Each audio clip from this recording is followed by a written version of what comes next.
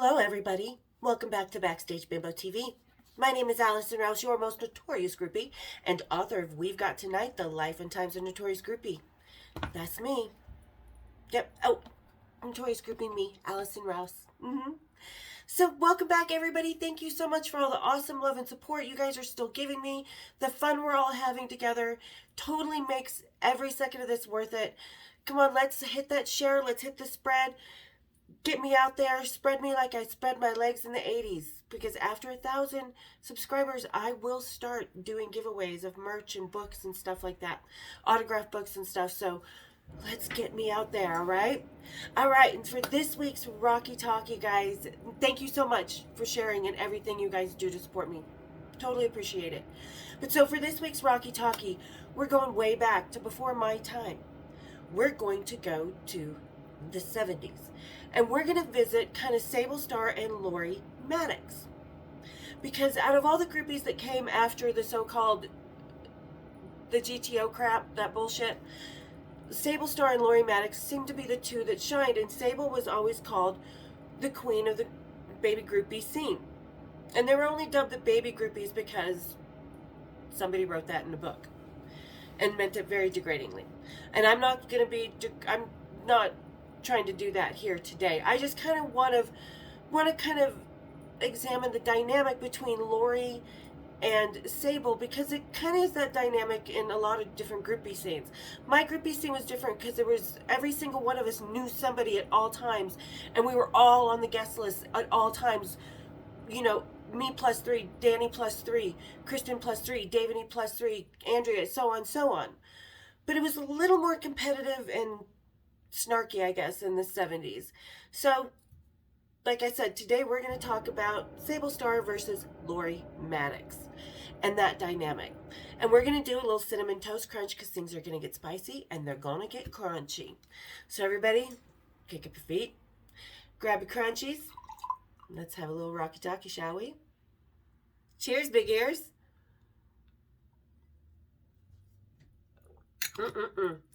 I love Bailey's almost as much as I love beer. So good. I love it. And link to this cocktail is down in the description. So make them. It's delicious. All right.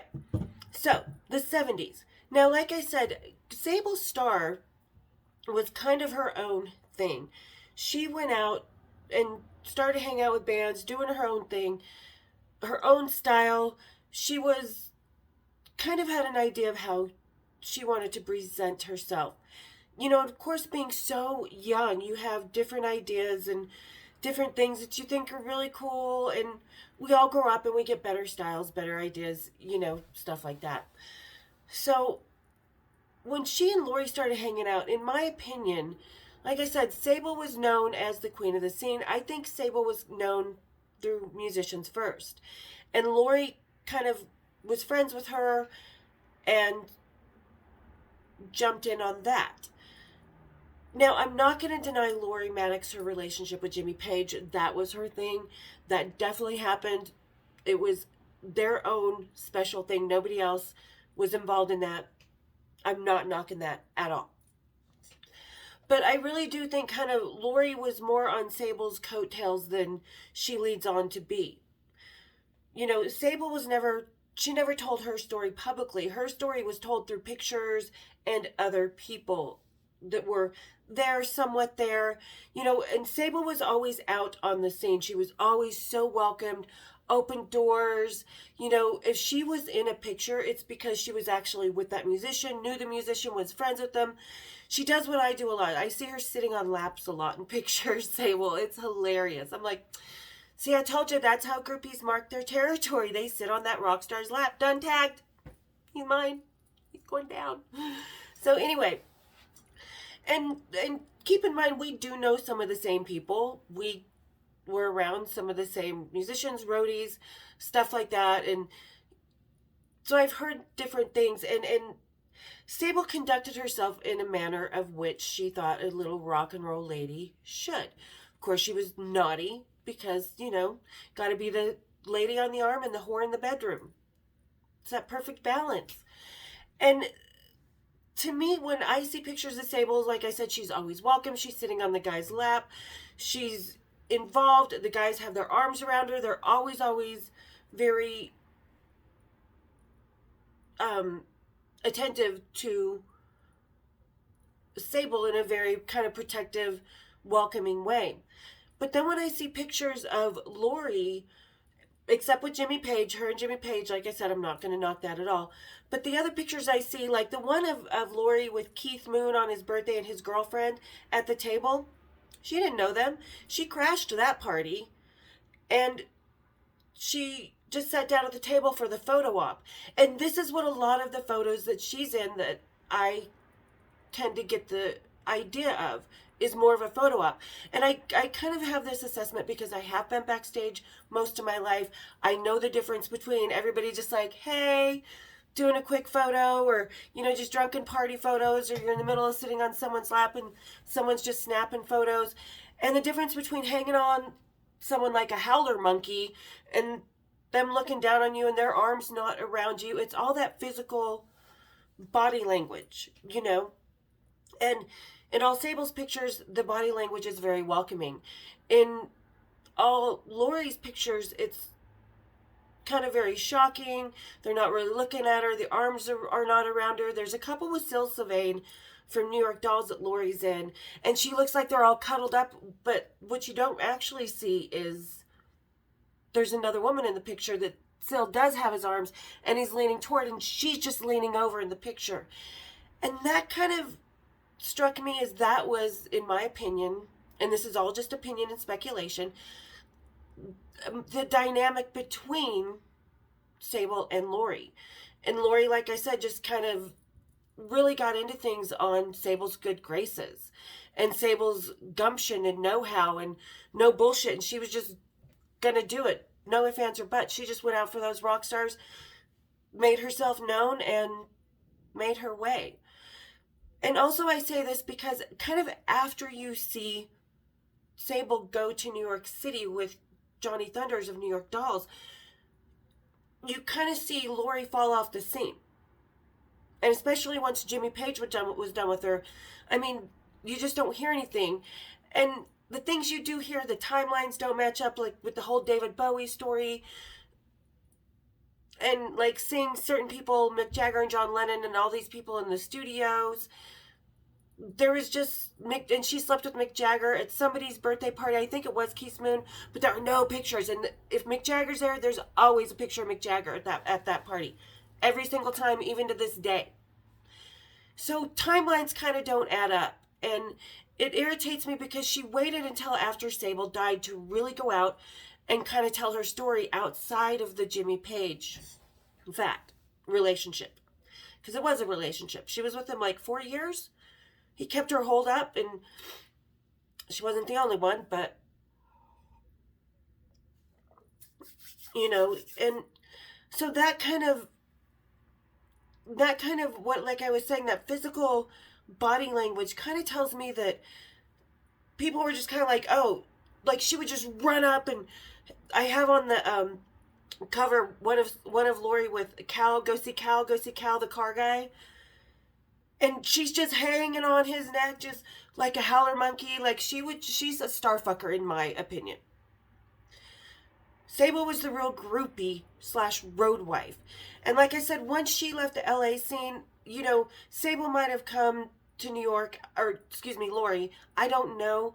But it seemed kind of Sable just sort of disappeared from the scene and just kind of wasn't welcome a lot of places. And it wasn't just because of Sable. It's because Lori was a nasty drunk, according to a lot of people who knew her that I know, you know, in later years. And she would just talk shit about everybody. And I've seen her do this in interviews. And there's another groupie a couple other groupies I know that have seen her after her prime years, after, you know, she disappeared into oblivion, whatever. And she still had the same just nasty drunkenness. And that's kind of like she was just obnoxious and nasty. And it's okay to be a fun drunk. It's okay to lead people down the path of sinning. Let's go, guys.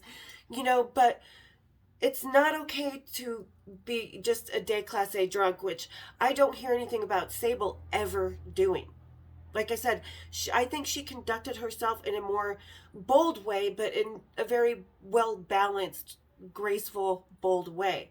As to Lori was just balls out, no class, just fucking howler monkeying every rock star, every photo op that she could just jump into.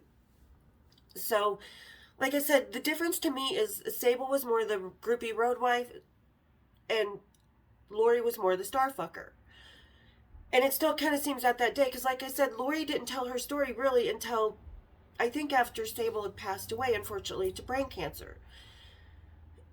And, you know, Sable kind of chose to disappear from the scene after she had come back from New York, and she had hung out, and she went back to New York and saw Johnny and stuff. And by the time she was 18, she was done. She was going to college. She was doing her thing. And she chose to bow out of the scene, as to where Lori was sort of gently eased out of the situation type of thing. So when I'm hearing Lori do these interviews and doing these timelines, and I'll put a couple links that I found and somebody else has sent me on this subject. A lot of people kind of send me different things, and this gives me ideas, so keep sending, of what to do on Wednesdays for my Rocky Talkies. So I'll put a couple links to a few articles that talk about how her stories don't match up. And she's also done interviews where each interview over time changes progressively, comes in 3 different flavors, and has about 12 wrappings. You know, and it's okay. Sometimes we're going to get little details wrong here and there, like you know, but you don't really, because you have passes with the year on them, and you tend to remember.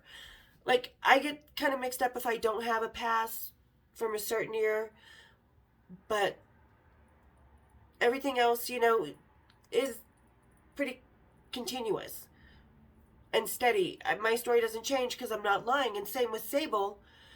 But like I said, she never got a chance to tell her story. So I think that situation was taken advantage of. Absolutely, 100%. The Sable was not around to tell the story, or was just keeping her mouth shut and living her best life out of the scene. That was definitely taken advantage of. But, and I think there's definitely a lot more embellishments in Lori's story than people really tell. Just like there's embellishments in Pamela DeBar's story. Like, she's constantly labeled as one of Jim Morrison's ex-girlfriends, which we all know she wasn't. She met him for 5 minutes in a corner or something.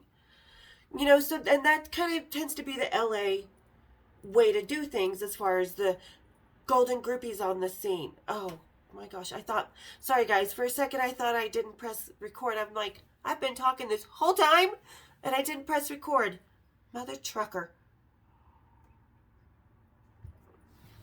But so, like I said, I'll put the links to these articles down in anything else I find, because like I said, this is all speculation and opinion based on my education with people that I know that are the same crowd, that knew her, that knew me, and the whole 9 yards. So it just seems to me like, yeah, Sable really was the queen of the scene. Like, everybody loved her. She was gracious. She was humble and in love with the gypsy family that music creates. As to where Lori had to get into every photo opportunity, everything, be out there, and she wanted the fame. You know, she was the star fucker that wanted the fame from the rock stars. And to me, that's really my opinion. Even, like I said, even when she came out and told, you know, in the DeBar's book that Pamela DeBar's used all those girls for money when she didn't have any more stories to tell.